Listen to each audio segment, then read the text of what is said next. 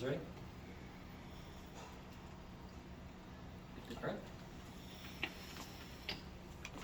Can you talk a bit about how Addie's done just taking on that role, handling it? Obviously, a great deal of expectations and goal for FSU. Yeah, I think she's done really well. She had a really, really good spring. Came here last year and obviously not an easy position to be in, sitting on the bench, but she was behind a good goalkeeper who was very successful here. And I think, when she took things over in the spring, really took her opportunity, and I think she's been very good in the first few games and really brought some consistency and in big moments, came up with big saves, so obviously hoping she can continue to do that. Georgia obviously peppered her more than most have so far this year. Just what did you think of her performance in that outing and how she handled it all? Yeah, I think, goalkeeping, it's difficult to be a goalkeeper on a team that isn't in possession of the ball for long spells and then having to come up with, one save or two saves. And, I think if you look even at the USF game, she came up with a big save in the second half. And it's not easy to do. It's not easy to be using your feet and not using your hands and then having to come up with a save. And I think in that Georgia game, she came up with two or three really big saves. And, when we needed her, she was there. How do you characterize how the team is adjusting with all the players being gone with international duty? Yeah, it's not easy to lose. We got, six gone right now at the U20 World Cup, and then one with injury right now. So, limited numbers and lots of minutes for lots of players, which is a good opportunity for players. Obviously, if we have 13 players, everyone's gonna get minutes. So, not easy trying to manage and get through these games without having the cover of other players. But also it's a good opportunity for those that are here, and obviously wishing the best for those that are at the World Cup, but trying to hold it down until they get back. When your professional on-field career ended, did you know you wanted to immediately go into coaching, and how did this kind of come about for you? Yeah, I mean, I knew I wanted to go into coaching. I wasn't sure at what level I wanted to do that. Whether it was going to be youth coaching or staying in a professional environment. I coached in college a little bit when I was playing professionally in New England, and then when I was in Atlanta, I volunteer coached at Kennesaw State on the women's side. So as I kind of got a little bit older, I thought college would probably be the best fit for me.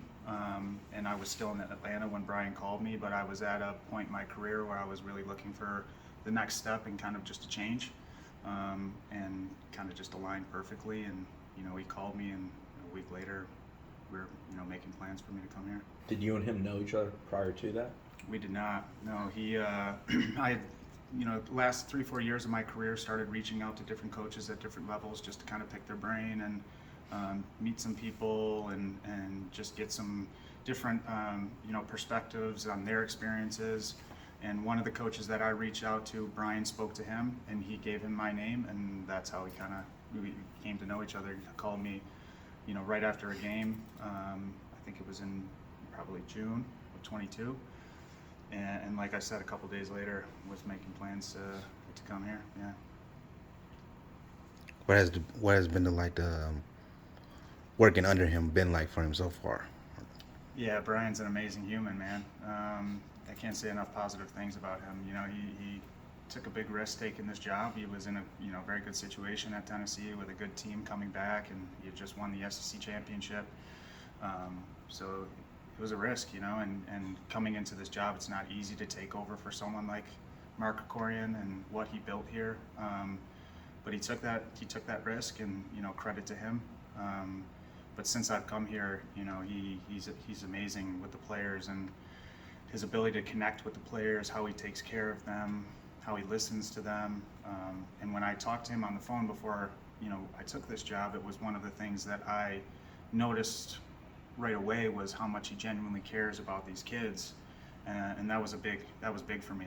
I wanted to go somewhere where I thought I'm going to learn from this person, but also our values aligned, and I could get that from day one from him.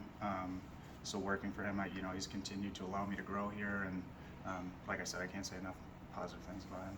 How rewarding has it all been for you to coach, to kind of do it full time and get true feel for it, and obviously achieve a great deal of success out there? Yeah, I mean, it was a pretty, I don't want to say an easy transition for me. I feel like I was ready for the next phase in my life, and then, like I said, stepping into a situation here with a successful program already with very, very good players, and then working for Brian, which has been great. I'm very grateful for the opportunity, and I right now I feel good about where I'm at, and I feel good about our team and our coaching staff, and we have a good situation here. So, Coach, how much do you guys pay attention to what's going on at the World Cup? The last game was kind of physical. Jordan spent a lot of time on the ground. Yeah. Did you get the chance to see that? And I know there was one instance where she kind of hit the back of her head on the ground. I was Yeah. kind of scared. How much do you guys, pay attention to that sort of thing? A lot. Yeah, we're watching all of those games, and obviously, paying very close attention to all of our players, and anytime any of our players are on the ground, we're nervous, and Jordan is oftentimes targeted by the other team, and she has a style of play where she's very physical, and other players are very physical with her. So obviously, when we see her go down to the ground, it's nerve-wracking, but we're just hoping that they have a successful tournament and then they come back to us fully healthy. And you guys talk